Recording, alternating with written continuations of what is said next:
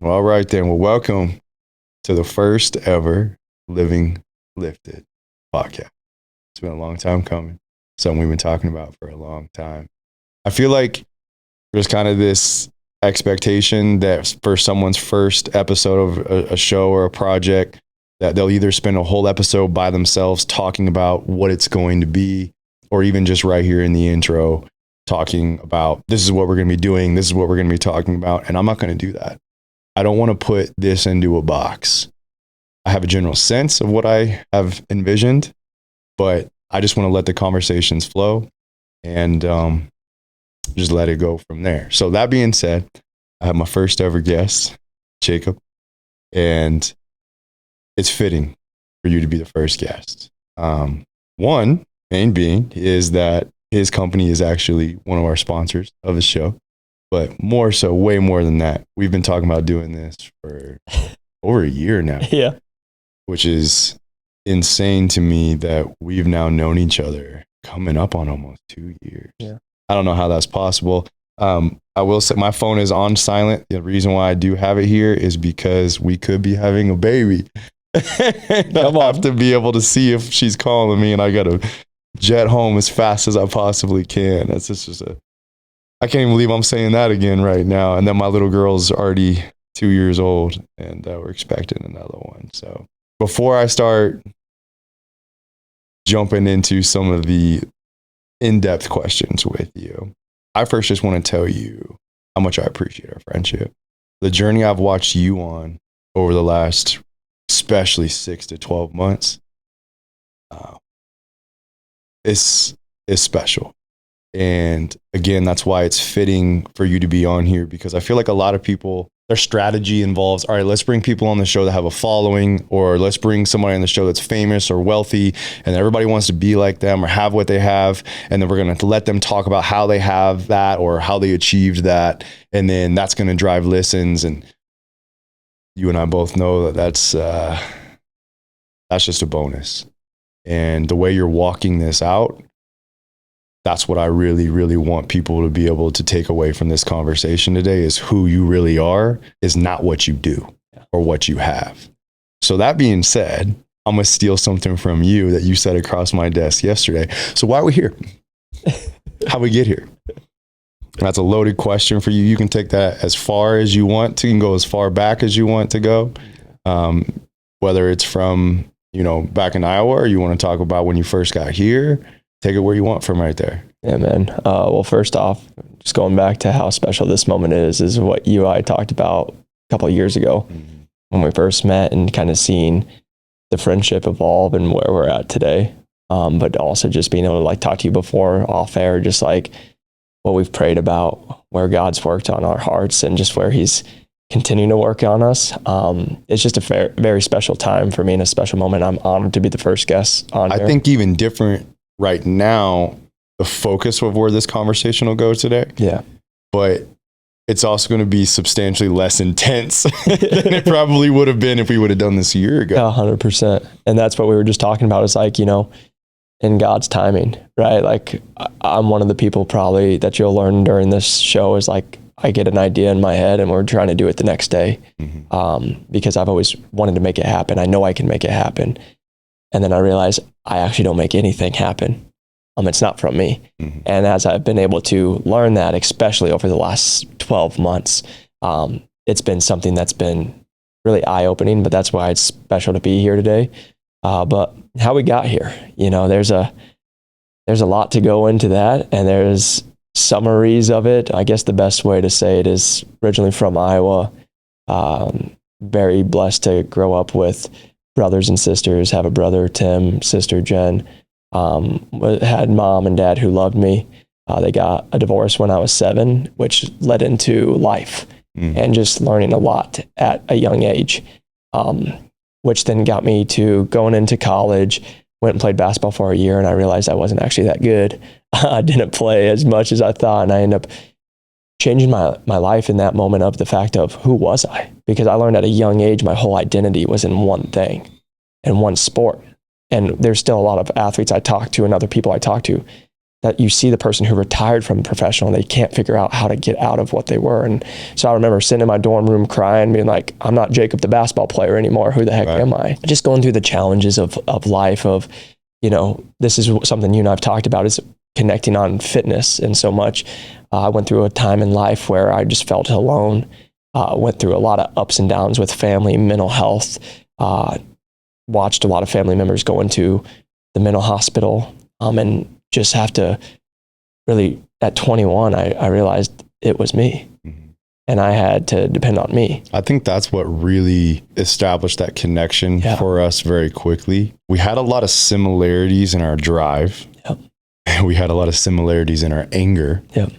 We had a lot of similarities in our personalities, the way we analyze things, our confidence in ourselves. Yep. But what I feel like really bonded us was our similarities in our pain. Yep. The way you used your pain to fuel you, the way I used my pain to fuel me.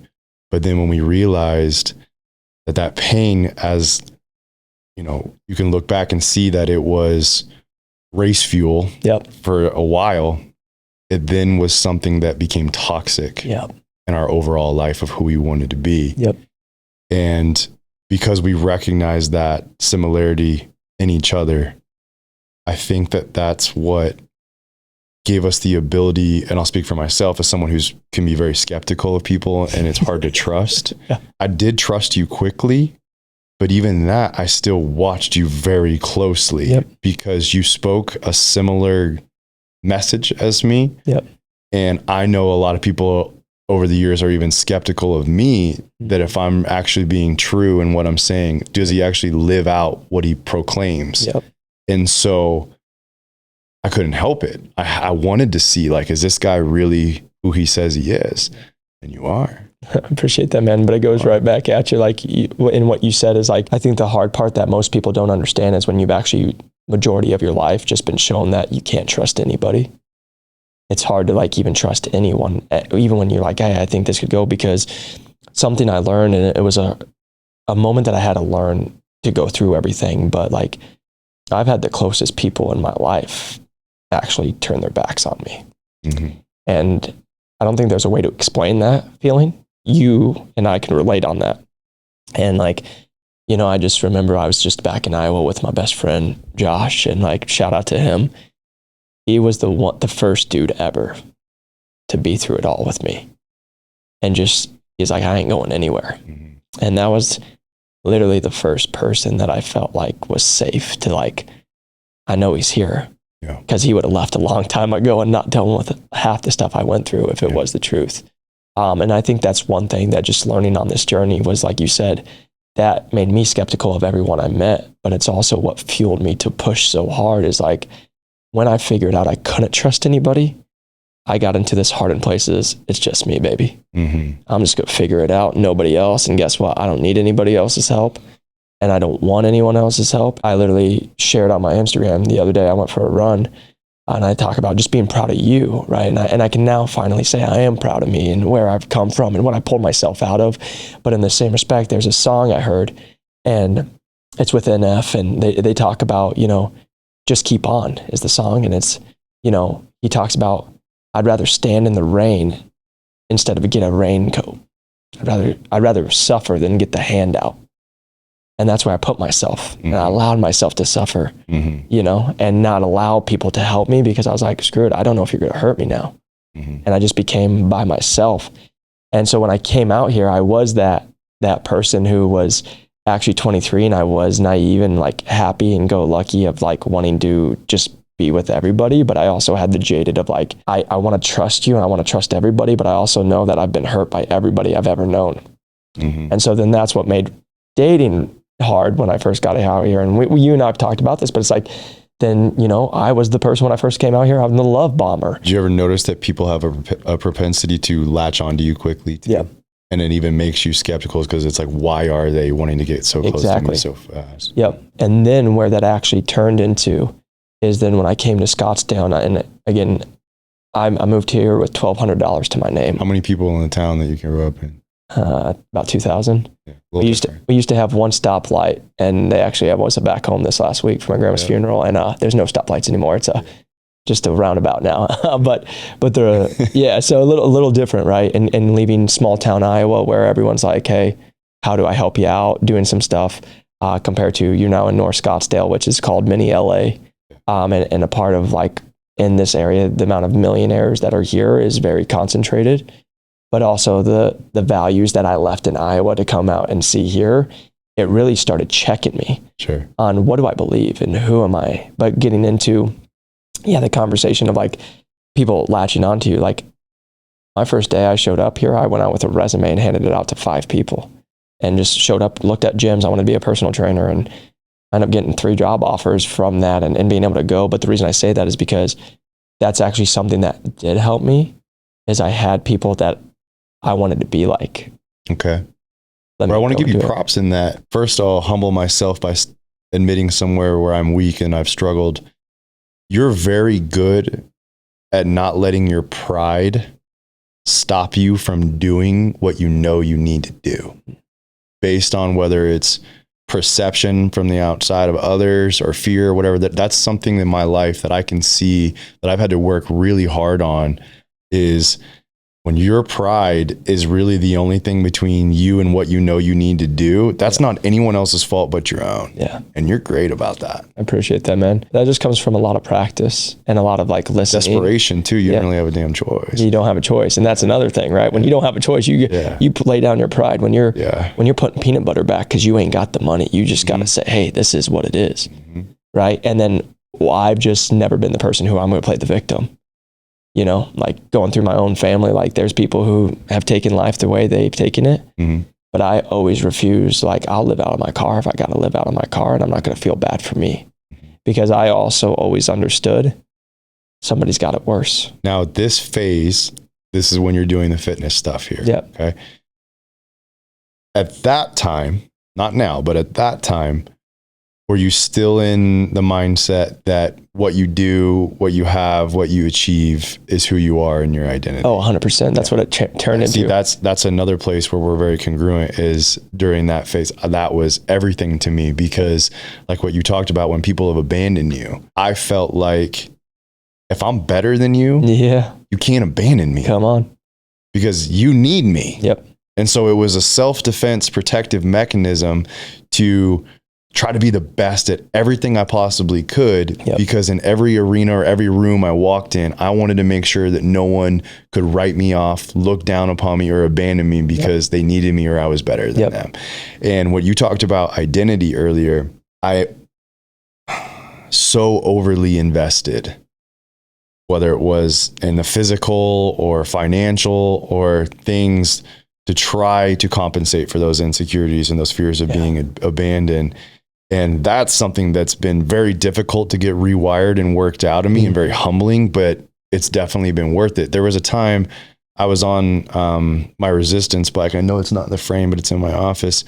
And I had like a 70-minute session in front of me and I maybe was 15, 20 minutes in and I was having a terrible attitude. I was watching this documentary and on this documentary, this guy was an Olympic swimmer. He's only like 19, 20 years old, probably 6'4", 6'5", good looking dude. By the world's terms, he had it. You know, he had it all. He had it together. He was this well-known athlete. He had money. He had the attention of girls, friends, everything. And he's standing on a subway and he's not being an idiot. He's not doing anything other than just standing there and he's wearing a watch. And somehow the currency or the current electric current from the wire somehow, if I remember this correctly, and it might be something a little bit off than that, but it somehow picked up on his watch and it blew his legs off. And in one moment, this man went from an Olympic athlete to having no legs. And one, at first checked my attitude to be thankful for the fact that I could even be on that damn bike pedaling. But the big message in it for me was, you better not be finding your identity and worth and self-value in things that can be taken from you. 100%. And I had been for so long. And it's always been a kind of a weird moment for me and a weird thing in that is like, because this is what we've talked about, especially even over the last 12 months that I continue to work on. But I came from being so poor that I didn't have the ego because I knew I couldn't have the ego because I was so poor.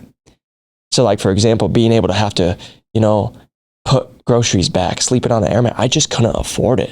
So all my ego that I wanted to have, I didn't have it there.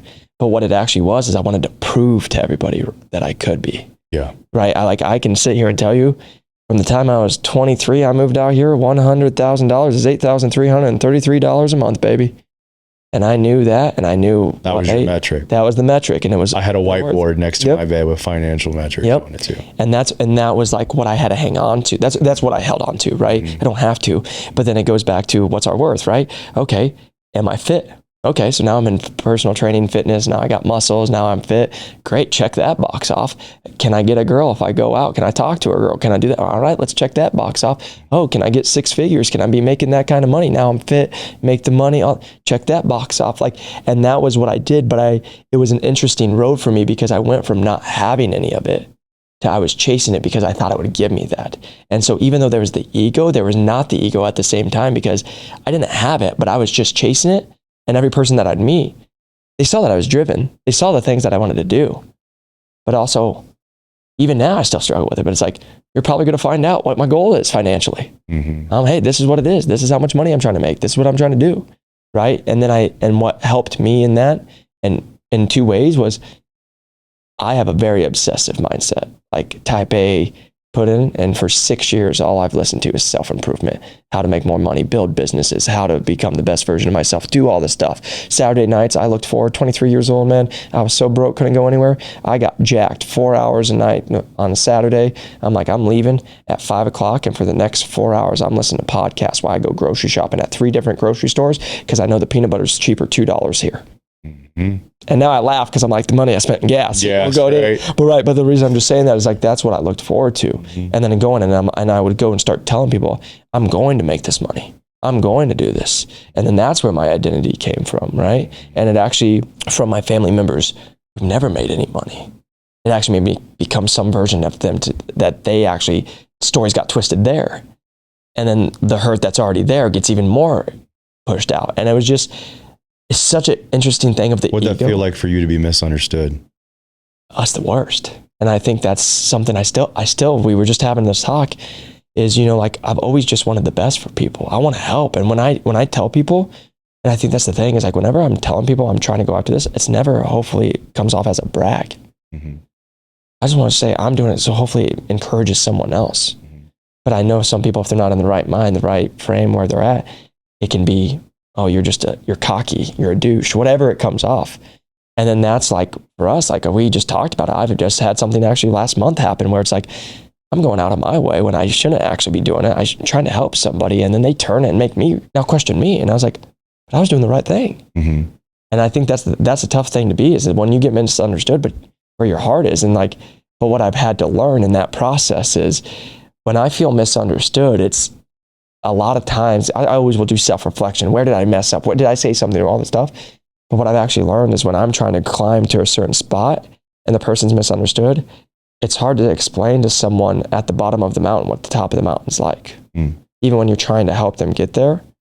And so like, for example, that moment for me was one of my parents. And it's like, at 23 years old, when I'm telling them I make a certain amount of money, because that was my metric and that's who I want to be, to then find out that that's more money than they've ever made in their whole life, which caused insecurity to them to now make comments to me, to make me go back to the person that's supposed to love me. You just want to hear a good job. Yeah. Something I'm really learning in that. First, I see your heart in that, because being misunderstood to you hurt because your heart was in the right place. Yeah. If it wasn't, it wouldn't really matter to you. Yeah. And honestly, you wouldn't have really been misunderstood. They would have been nailing you for who you really were. But because you were trying to do it the right way and your heart was in the right place, it hurt to be misunderstood. Yeah. That hurt sucks. Yeah. And so that was part of our self-defense mechanism as well, was then to be hard, to be angry, and to say, I don't care. Well, now where I'm growing in that is to let go of the anger that I would use to defend myself in that, and still get to a place of not saying that I don't care, but that it doesn't carry weight in my life, in my conscious, in my mind. It doesn't affect my decision making, because what I'm more focused on is that if what I'm doing, if my intentions and my heart align with what I believe God's will is for me, and my intentions and heart are in the right place, it's not my job. Like you said, it's hard for someone at the top of the mountain and the bottom of the mountain to fully relate because they can't see what you're seeing, or they can't understand what you're experiencing.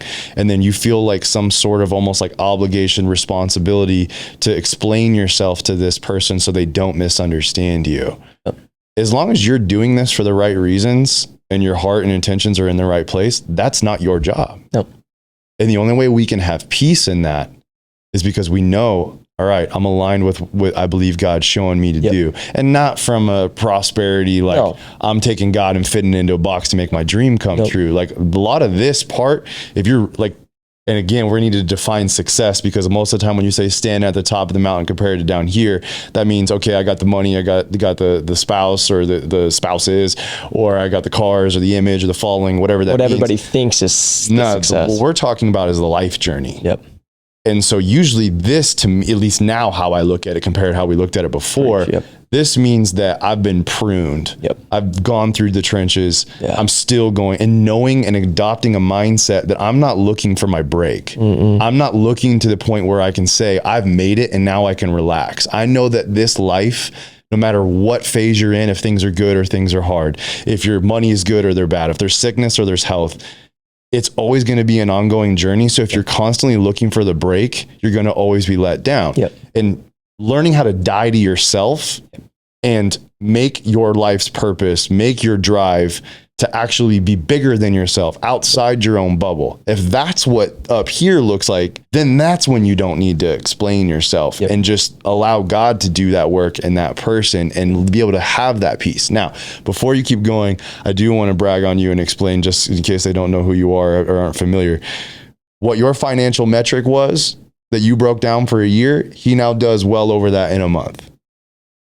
And that's not why you're on this show. But what I want people to see in that is, most of the time, the way this interview goes is, how'd you get there? What was it like? What was the hard parts about it? People don't understand. It's kind of like that entrepreneurial take. And then I feel like there's a lot of people that watch it and it's like, okay, I see those steps, but we're still missing the big picture here of what really matters in life and the work that's been done on and in you.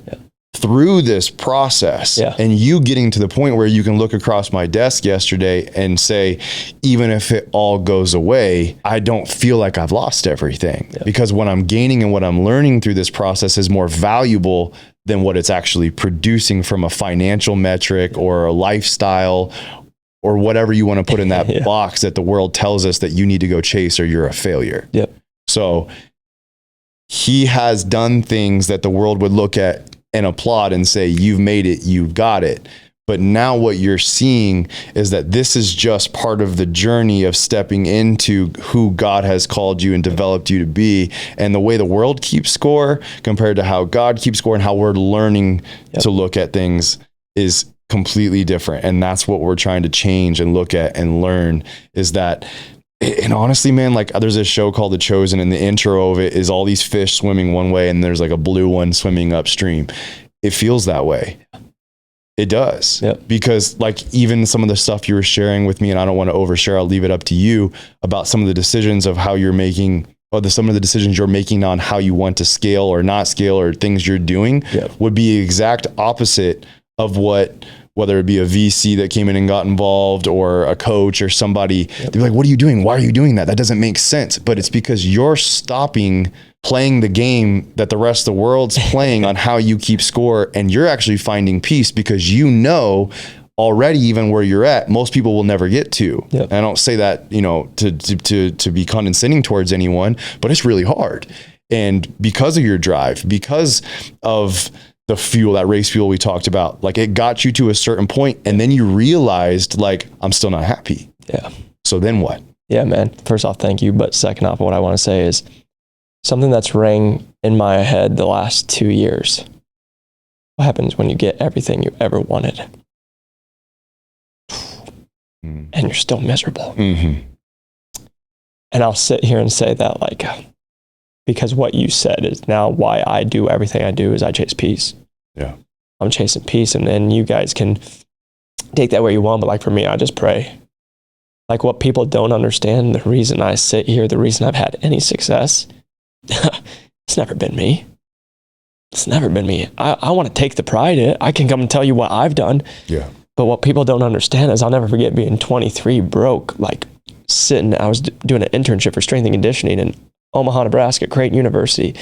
4:30 in the morning, I'm sitting in my Buick Lucerne, no money, going through it and reading my Bible.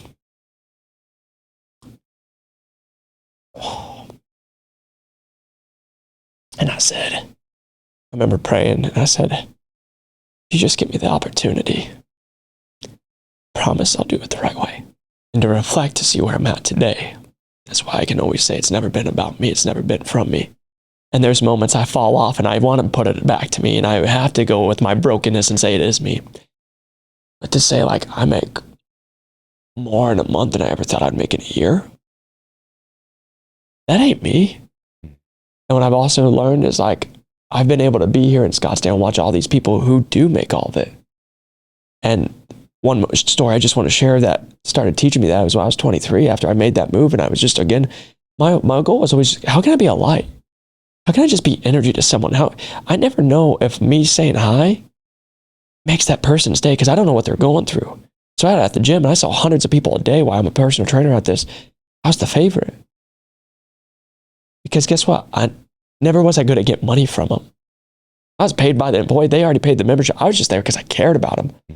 And I went from scooping snow for $12 an hour to getting paid $15, $20 an hour to teach jumping jacks. And I'm like, I live the dream. I love snow, and I'm in 75 and sunny Scottsdale and reaching these people. I think one of the moments that in that with all of it is, I remember one of the guys I trained, he made well over $10 million a year. Pulled up in his Lamborghini, had a beautiful house, had a beautiful wife, had 2 kids. I'm 23 driving a car that's leaking oil. I don't even got $10,000 to my name. I'm working 70 plus hours a week. And he walks into me and he sees me because I was training him. And he says, I wish I could be half as happy as you. It's never left me. Because in that moment, even though I was broke, had no money, knew nothing, I knew in that moment, even if I got it all, I'd still want to be happy. Because it was never the actual material things or the goals or stuff. It was who I truly was and the peace I had. And I, knowing that, still chased all of it. Why do you think that is?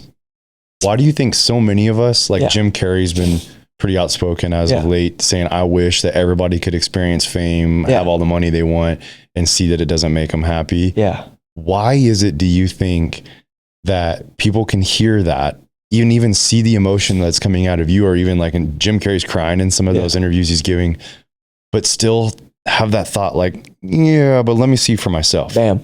And I think that's what it is. It's to see it for yourself, because for me, well, I can just speak to it. There's still that little piece of like, even though I feel like I'm letting it go, there's still like, you doubted me. There you go.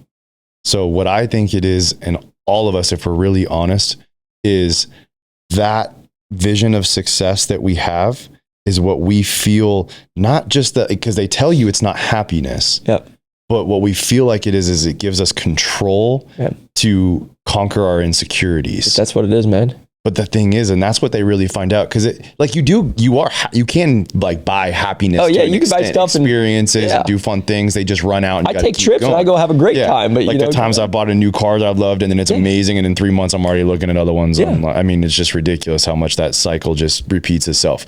But I think really what it is, everybody always says you can't buy happiness. They always happiness. It's really, you can't fix your internal problems with those external benefits or circumstances. You have to be willing to look yourself in the mirror or go get help and have someone show you this is why you feel the way you do. Stop, because that success, that money, that life, that is what's going to help alleviate the symptoms.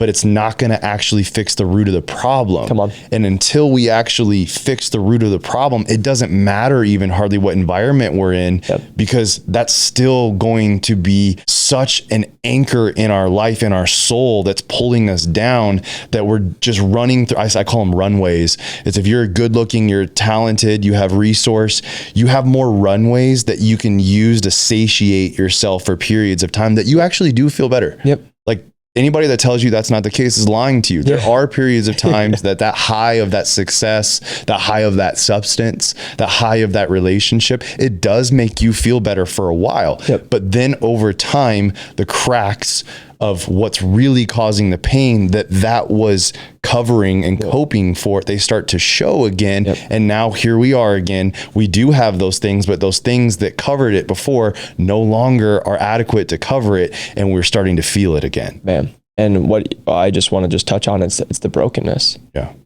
And that's what a lot of people miss, because some guys will be like, not me, I ain't broken in the ego. And it is okay. Like, I sound broken right now. You know, like, and you go through that part. But the reason I just say that is because been there, man. Like, for example, I make more money, drive nicer cars, live in nicer places, take nicer trips, meet girls. Like, it all came in. But what that the reason I can say that, what was that more for me? More validation. Yeah. Validation that I'm seeking. Why am I seeking it? You know, I always tell people that I work with and I mentor, you want to figure it out, just be a 3-year-old. They're like, what do you mean? I'm like, ask yourself why 8 times. Why are you doing something? Because of this. Why? Because of this. Why? You ask yourself why 8, 10, 15 times, you'll get to the real reason, because you got to be honest with yourself. Yeah. And that's something that I've continue to work on, and something I just want to say that you mentioned on is like, it's the brokenness. You keep going, but like for me, I knew it was something I was going to struggle with, because it's why you and I connect so well. And I was like, you know, even when I was scaling the business and I'm doing all that, and I'm still scaling the business, but doing it, I was like, I need you to hold me accountable, because this is my heart and this is where I'm at. But I know I'm gonna, you know, when you have the opportunity to make a deal, you know, when I was in med device sales and I had a deal, I'm making more money in that deal than my whole family combined is going to make all year. And I'm like, God, but guess what this is going to bring, and all this, and you get caught into it. And that's, I think, something that people kind of miss is like, I was always just chasing the brokenness, but I was able to at least be aware of my brokenness and trying to fix it. And I tell people, like, you know, I decided to go to therapy about 2 years ago, and it changed my life. And why it changed my life, and why I just want to share why I decided to go to therapy, is watching my family get separated at 7 years old. And watching how that played out, and then personal training and watching other marriages and all the stuff, I was able to recognize it all comes out sometime. It might not be in your 20s, it might be in your 30s, but you ever heard of a midlife crisis? Let me just make your life really easy. It's because there's a bunch of stuff you guys never dealt with. For example, I knew if I didn't look at it, I'd treat women how I was shown to be treating a woman, which wasn't the correct way. And I would see how to parent that wasn't probably the right way to parent. And then what happens when I was trying to run away from somebody, and in that moment I became that person, I realized it. Yeah. Something I learned in that was I could even identify very clearly what I didn't want to do, who I didn't want to be like. Yep. But because that person hurt me, people or scenario, whatever, if we keep fixating on that pain, not even to the point where we haven't forgiven them, because you hear that one all the time. Like, if someone hurts you and you don't forgive them, then they're not thinking about it, but you still are, and it's just a cancer, so you got to let it go. That's true.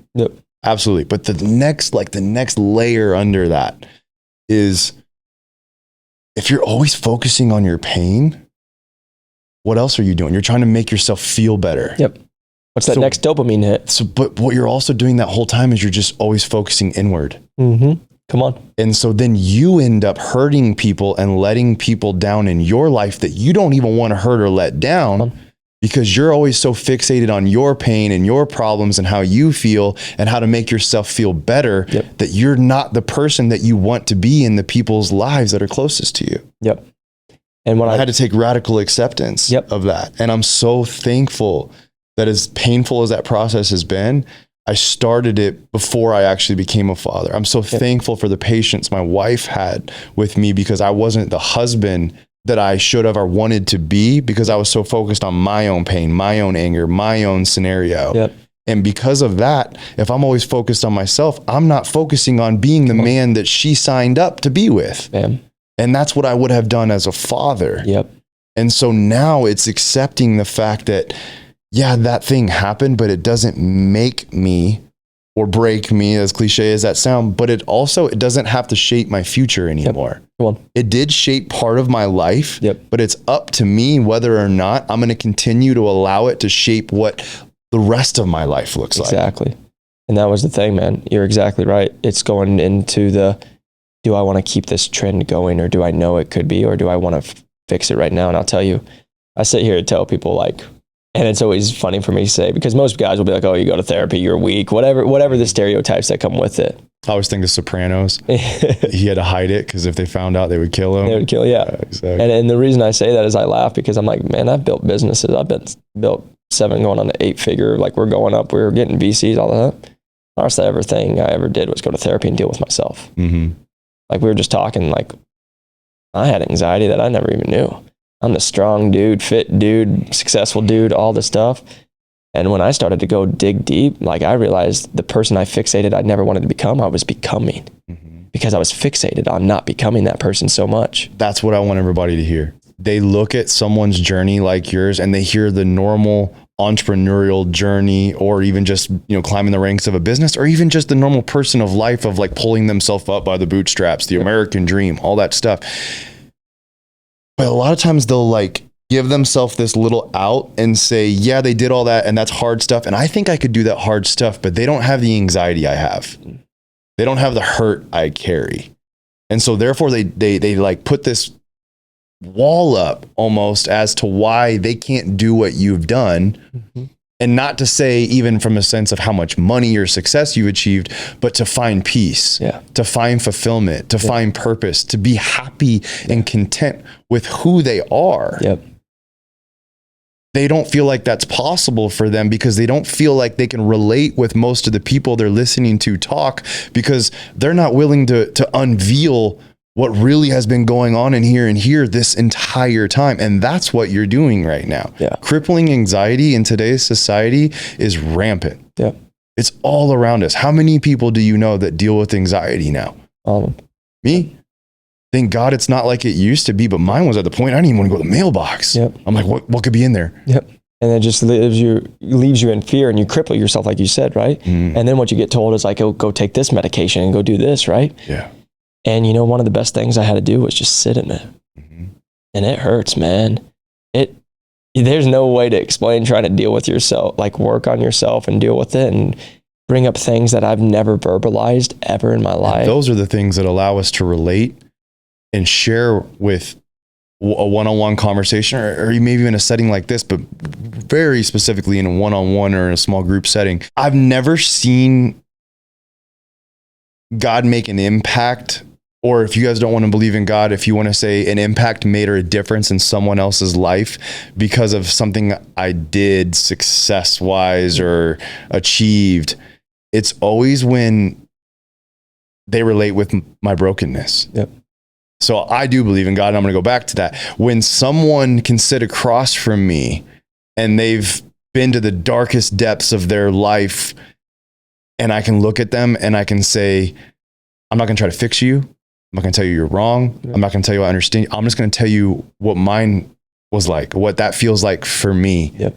And how much I know that in that time frame, you can feel like there's no hope. Yeah. You have no purpose. You have no value. Yep. All those voices in your head tell you you're a failure. Yep. Nothing's worth it. You're never going to make it. Everyone's always going to misunderstand you. Yep. You're never going to be good enough. Yep. No matter how hard you try, even if you do get good enough, people are still not going to accept you. Yep. You're an imposter. There's always something there. Yep. And it's only like I said, those runways, they can sort of quiet those voices because you can like, well, look at this, until those voices start to get louder again in that same scenario. And what was compensating for that is no longer loud enough to be louder than the voices. Yep. So you have to kill the voices. Yep. And the only way you kill the voices is to face where they're coming from. Yep. and to understand the root of why you're feeling like you're not good enough, why you feel like there's no hope. And for me, my faith is what's done that for me. That's the only thing that's done it for me, like permanently. That's sustainable, is when God's promises. Like when I first started doing my devotions first thing in the morning, I looked at it as a chore. I don't want to get up earlier. I don't want to do that. I'm tired. But now I look forward to it, because that is when the voices in my head, those negative voices, are the quietest. They're gone. Because I'm filling my mind with hope, with promises, with truth. And if you're focusing on something like that, then you don't hear all the negativity. It's like if you're trying to quit an addiction. You know, I haven't drank in a couple years. So when I first stopped drinking, if I thought, I don't want to drink, all I was thinking about was drinking. It wasn't until I took my focus and put it on something else that I could stop thinking about drinking and let it go. It's the same thing with our like how many of us, and I caught myself in this, and I still, like, I have to write reminders in front of me everywhere, because it's so easy to fall back into the complacency of not taking your thoughts captive, of not being intentional with what you allow into your mind, what you read, what you listen to, what you watch, what you consume on, like, it's all around us. And then we wonder why we're anxious. We wonder why we're depressed. We wonder why we're fearful, is because we're allowing all of the messages that reinforce that negativity into our head constantly. And we're not being intentional about the promises and the truth and the hopeful things being louder than all the noise that are like we're inundated by that at all times. It makes perfect sense when you think about it, but it's become so normalized now that you have to be intentional to go the other direction, and that's to fight back. And that's the hardest part, because even what you're saying there is like during that journey of like going to therapy, one of the first things my therapist said to me was, "When's the last time you heard the birds?" And that question wrecked me. Because I don't know, it had been a couple of years, and everyone would see me and they're like, "Man, you're so driven. You're all this." Because I just didn't want to deal with myself. I didn't want to have to sit down and stand still and hear what my thoughts had to say about me. And then getting healthier and working on that and just being more present, right? Just being able to be like, I can hear the birds. I can now go off. And one of the things that actually helped me is I chased money for so long for the last 6 years that I actually started listening to music about money's not real. And once you guys, just hopefully a helpful tip, once you realize money's really not real, it's just a piece of paper. If I give you $1, $5, $100, it's just the value you put on it, but it's all fake. Because the main pushback you get from a lot of people, that's easy for you to say you have money. But you know what it's like to not have money. And that's why I wanted you to start out and tell the story the way you did with whatever you're comfortable with. When you're talking about, I remember when you said you slept in your car. I mean, when you're talking about going to 3 different places to get your groceries, you do know what it's like to not have money. So someone can't push back at you right now and say, well, that's nice. But you've always had a comfortable, successful life, or you come from money. That is not true. And that's another thing that we'll put up, or people will put up in front of them to discount what you're actually saying. So they don't have to step into the difficulty of what you're saying, because freedom is right there, but they're going to stay stuck where they are because they've put excuse there as to why they're more comfortable with. I could go on this one for a long time. We get even if we're miserable, we can find comfort in our misery. So people would rather stay where they're miserable, but they know it, than go into the unknown, because it could be worse or it could be better, but I'm too scared to go figure it out. And for everybody out there, like, that's the thing. I know everyone's going to take clips on the internet. They'll look at it, they'll view it, but like, I can just sit here and tell you guys, for the person I am, I come from the poorest county in Iowa. I have a family member who lives off welfare I still help out with. Like, people will never know the true drive of why I wanted to make the money. It was never for the Lambos. I just got to give my mom my car last month. Her car died 2 days after I gave her my car. Kelly Blue booked it. It was worth $900. Like, people will never see that side of it. I've never shared that besides with you and my close friends. But that's what people won't see. And it's like, every day right now, I get people that in our company, and why I love what I do is I just got somebody who was making under $40,000 a year hired at $170,000. It has nothing to do with the money. It's all about the mindset. It's the change. And I say every single day I get to watch people stay poor, and it sucks. Because one thing I just want to share, I say this to our people on our difference between rich people and poor people. Poor people think emotionally. Rich people think, what's my return on investment? Poor person will never spend $1,000. It's too much money. A rich person will happily pay 10 grand if they can make 10 grand. And the reason I say that, and hopefully it hits for somebody that's listening, the only reason I'm where I'm at, I bet on me when I left Iowa. I didn't know anybody. I got called from family members telling how selfish I was. But I bet on me because I had a calling for here. And when people are like, what's your calling? What are you doing? I'll just make your guys' life easy. I was going through a lot back home. I had occupational therapy school. I got thankfully interviewed and ended up getting accepted, but I ended up not going. It's a long story, but the reason is I came out here. I remember sitting on a mountain, and it was the first time in years I had peace. Mm-hmm. 3 weeks later, I packed up everything I had and moved out here. Yeah. I didn't know you'd know. Mm-hmm. I was like, that's it. And then I come out here and like how things moved and played out. It was all of that. But like coming from nothing, that's why I love doing what I do every single day is I get to work with people who were me. That's why I get so passionate because, I just got told why I'm selfish to want to make a better life for me. I got told like, why would I do that for my own family? But they never knew the whole reason was for them. And that's the fuel that pushed me. But then when you started doing it for the people you wanted to, now it's like, F you all. Mm-hmm. I'm going to just do it for me. Mm-hmm. And then you get on this episode and you go and you guys can see it. And like I always just tell people, I'm never perfect. I got a lot of brokenness. But why I do what I do and why I love what I do every day, why I love making podcasts and do this stuff is I just want other people to know I've been there. Like I've been where you're at. And the only reason I'm here is because I didn't quit. Yeah. And God, I always felt I had more on my life. And going back, like I got to talk to you like last week I went back home to my family for my grandma's funeral. And it was a beautiful moment just to be with my family. But in that moment, I was like, I'm the one who got away. I'm the one who got out. And it's a real humbling moment to be 29 years old with my whole family. Knowing what I came from, being what they see, what we come from, what I still deal with. And to be like, I did it. Like, I'm good. I don't got work no more. Because guess what? I own my truck outright, baby. I can sleep in that bad boy. And that's just how my head's always been. But like the reason I just always say this to people is like, that's always been my life of like trying to go. And I just did it for other people and wanting to help other people every day. I got into med device sales because I saw the brokenness in med device sales. And I saw the egos in med device sales. And I saw the people who just trash people. I got told why I suck all the time. Every day I get told, why I'm a piece of trash and all this stuff. Those are the same people who don't help anybody. Those are the same people who put other people down. I see all this negativity, and it goes back to what I said since I'm 23. I've just always wanted to be a light.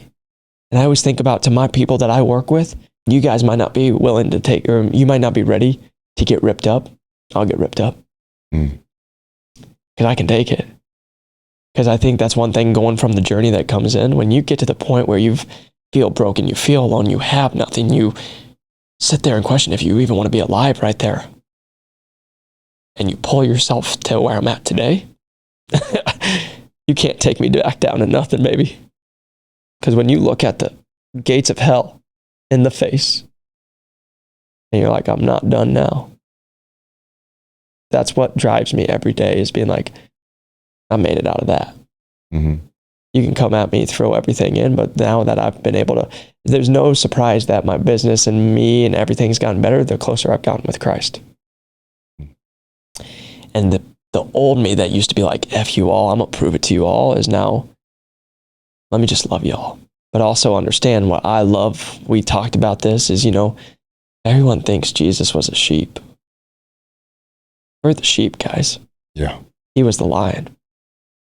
And the reason I just love that is like, even when Christ comes back, he ain't coming back to be like, he's coming back he's coming.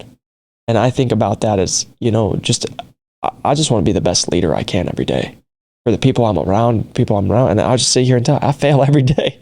I ain't perfect. I just try my best, but that's what drives me every single day to continue to grow and get better and keep helping people and work on myself, is always just being like, I know I got somebody who was where I was. Yeah. Watching. And we're similar in this. I'm growing and healing in the sense, and I see in you as well, that we're getting to the point, and it's still very hard, and it's always going to be hard. Anybody that tells you any differently is lying to you. It gets easier, but it doesn't get easy because you just get more repetition. Come on. We don't have to defend ourselves anymore. No. We don't have to frame how others view us, even if someone's talking poorly about us, even if we're being misunderstood, even if we're being antagonized or attacked. Yep. We don't have to get angry and posture to defend ourselves anymore. Our identity is becoming secure enough in being God's son and being exactly who he created us to be, not who others think we should be, or even who we built up in our head of who we thought we needed to be to feel safe or secure or successful. Yep. Being fully satiated and at peace in the fact that I'm God's son and I have the freedom to just be who he wants me to be. And I don't have to explain myself to anyone. Yep.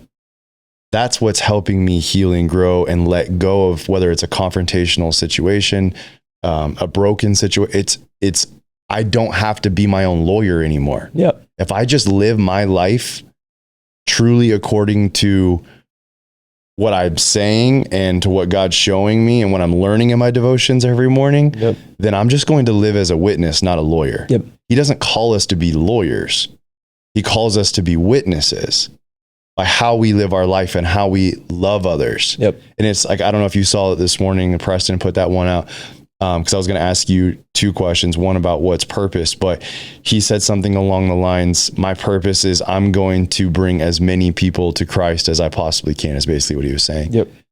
And then he was like, and then that night I felt like God said to me, you're off. Your purpose isn't to bring as many people as you can to me. Your purpose is to be as close to me as possible. Come on. If we all do that, by default, he does the work in the other people's lives because they watch, they see it, and the love that we then exude out of our lives, yep, points them to him. Yep. So then it's not our job to be the lawyer to convince them. I did that for so long. First, it wasn't even about God. It was, let me show you how to make your life better. Yep. Let me show you how you don't have to be the loser anymore, how you can get attention from women, how you can have success, attention, whatever that might be, because then it's going to make you secure, safe, and happy, like it was for me for a little bit. Yep. And then when that ran empty, I didn't know what to do. Yeah. Because I was like, how do I help other people? I don't even know how to help myself. But then as God started to work on me and I realized that's what was helping me, then I even started doing it with that. And I was like, okay, this person doesn't want to hear what I have to say. Like when Jesus talks about the fertile soil that's receptive or the ground that's hard and the seed falls on the dry ground. I'm like, all right, well, I'm just going to break that dry ground up and then it's going to fall in there and they're going to get this. Yep. That's not what he asks us to do. No. He asked me to just be as close to him as I possibly can and let my life and the way I live my life and the love that flows through me that comes from him to others through my brokenness. Again, it's not through my successes. It's almost always through my failures and my brokenness, because he takes something broken and he does something beautiful through it. Come on. And if I get in the way of that with my anger, with my posturing of having to be seen or understood the way I need others to, that's all I'm doing is getting in the way. Yep. That's all I'm doing is getting in the way. And I can see how many times I've done that. I've done that so many times. And I'm thankful that, again, I'm getting it wrong, but yet he can still use it yep, for something good. Yep. It's not about how right we can get it. Yep. It's about just submitting. Like, when you're going through something really difficult, and a lot of people, that's when they'll start to pray. God, I need you to give me this or answer this prayer. And if you do, I'll do this, I'll serve, whatever that is. Yep. When you start to actually trust him, then that prayer is, God, I think that this, and this, I'm going to ask you for because you tell me to ask is what I need. but I know you know me more than I even know myself. And if I really believe that, then what I'm going to ask for is that you do something in my life that gives me the courage or the confidence that comes from you, or just the encouragement right now that I need to pick me up off the floor. Yep. You know best what I need. So I'm going to trust you with that. And that's what I'm asking for. I don't even know what that is, but I know, you know, just like now that I have a little girl, like she thinks she needs another popsicle, or she thinks she needs it. And that's us. I need another car. I need another business. I need more money. I need another accolade. Because then I'll be happy. Yeah. And he's saying, no. Yep. If you actually trust me, I know what you need right when you need it. Yep.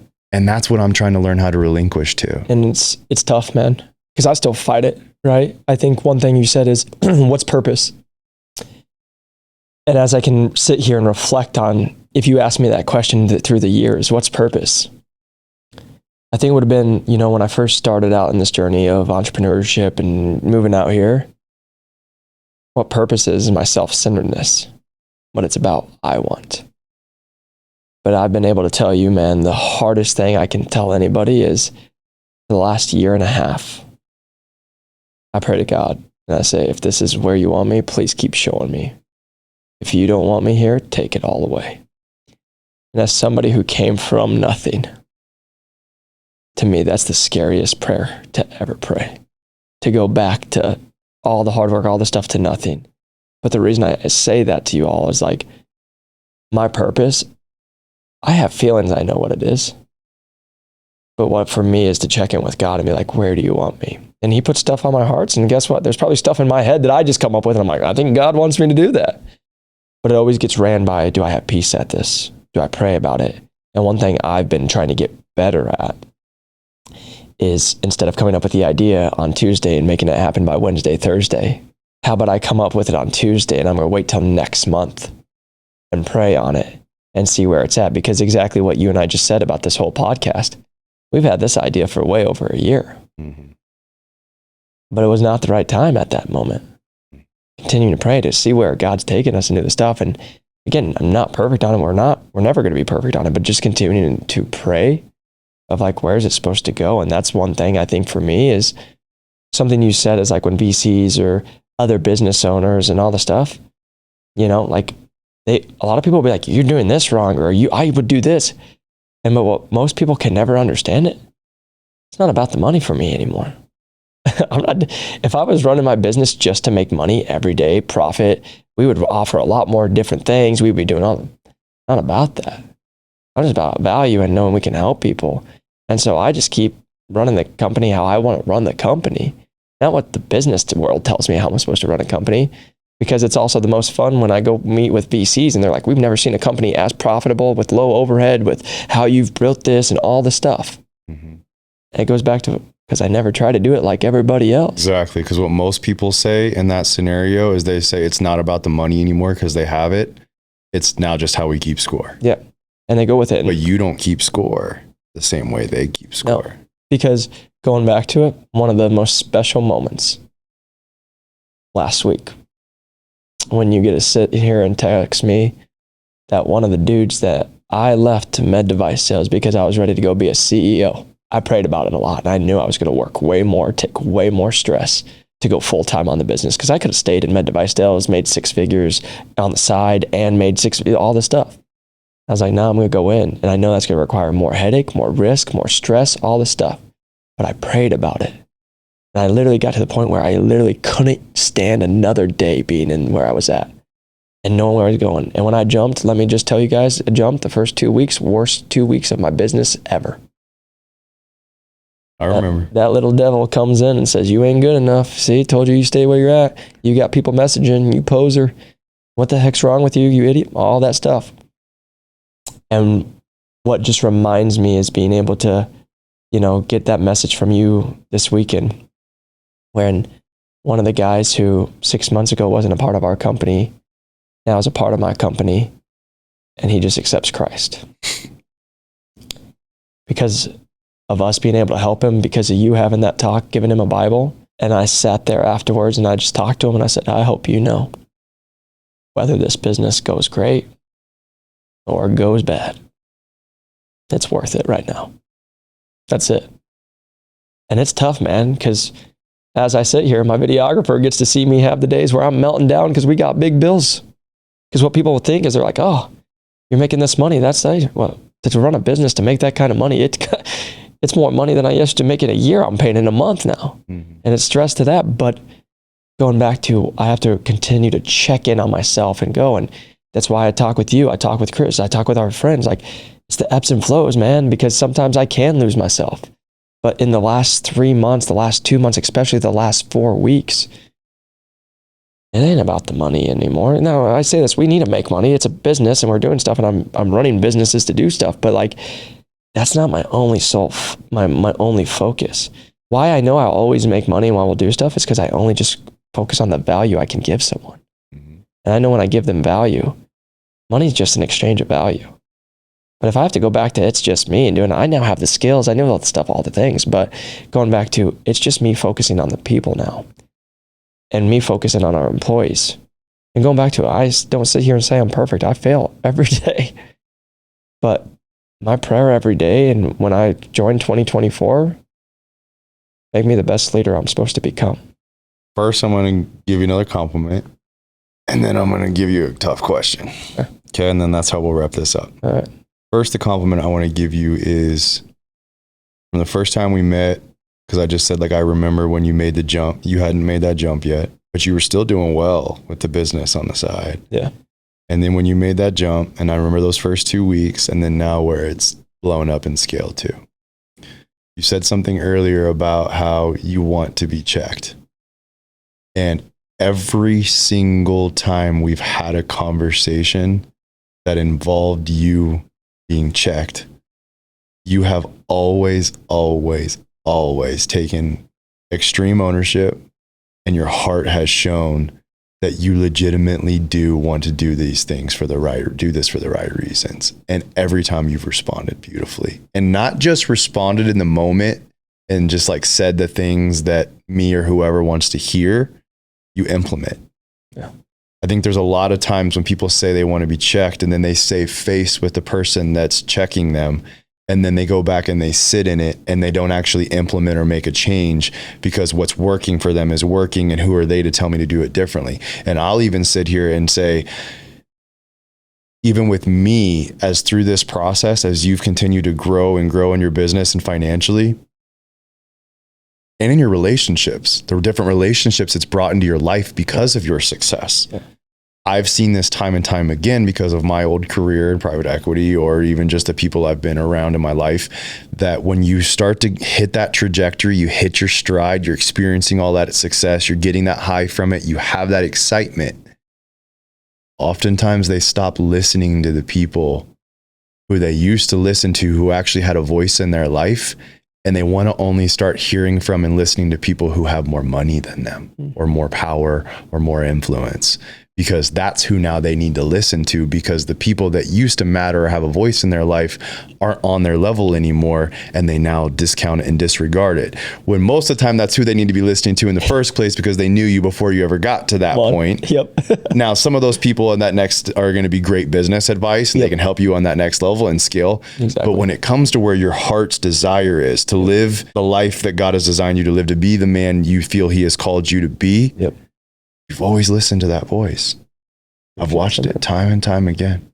Thanks, man.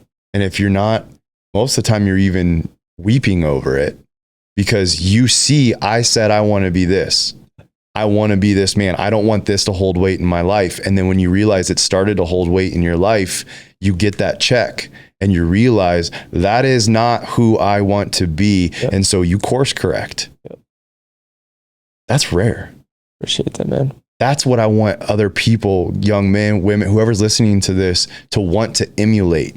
Your success is great, but the success is not your financial and your company trajectory. Your success is your ability to stick to who you want to be. Yep. Everybody can do that when things are tough and you're not getting that notoriety and all that. But when you start to get all that, and you start to buy into yourself and your own narrative, and that arrogance and that pride starts to creep in, it's hard to hold true. And you've done that. And I'm so proud of you. And I don't say that in a condescending Yeah. way. I'm that person that hasn't been able to keep up with your trajectory, but yet you still care what I have to say. Yeah. And I appreciate that.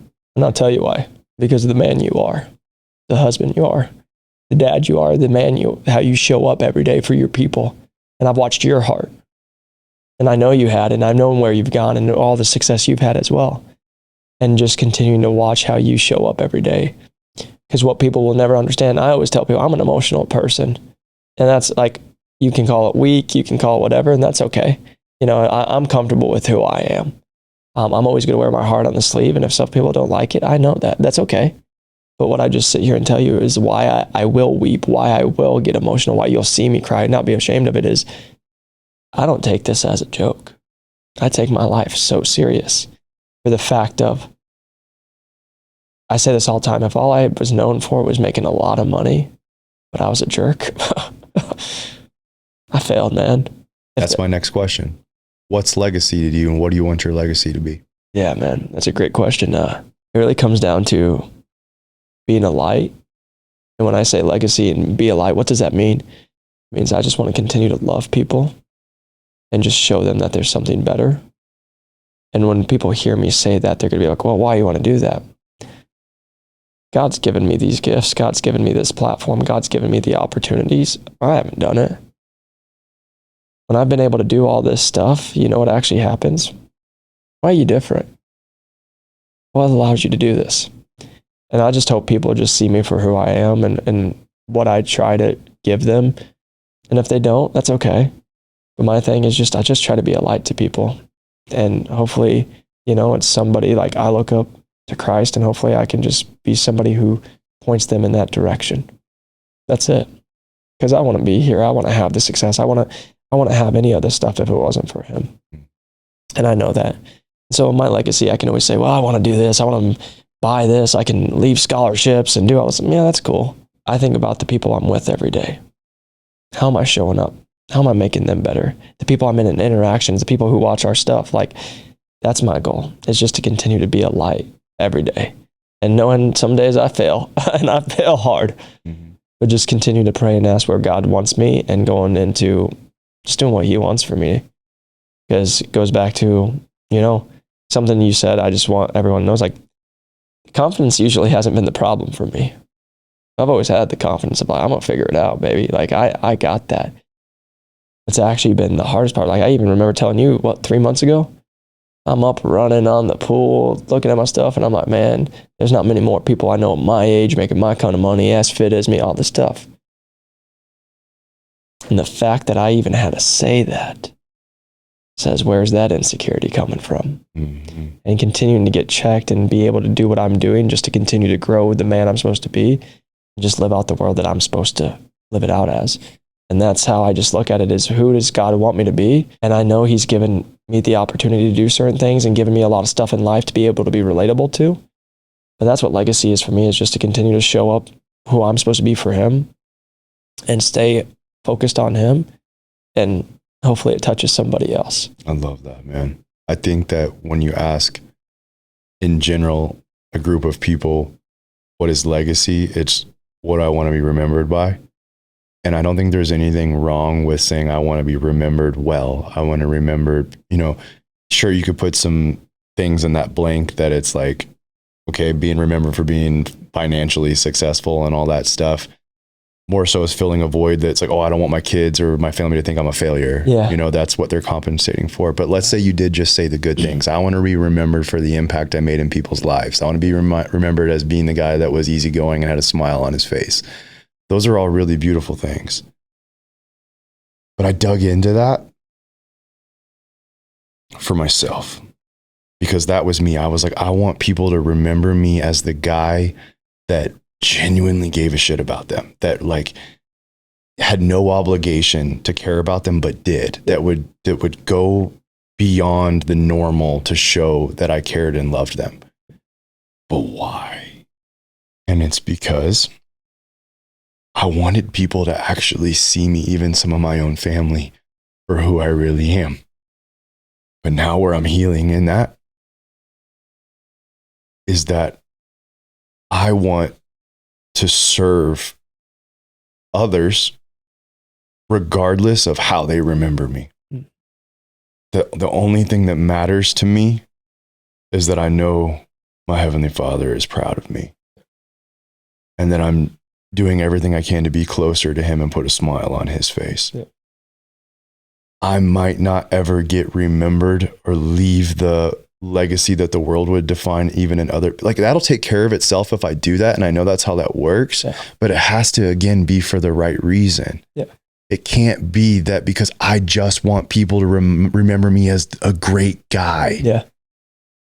I need to be able to be at peace that it doesn't matter as long as I know that I walked the walk God called me to walk. Come on. Just being at a funeral this last week, man.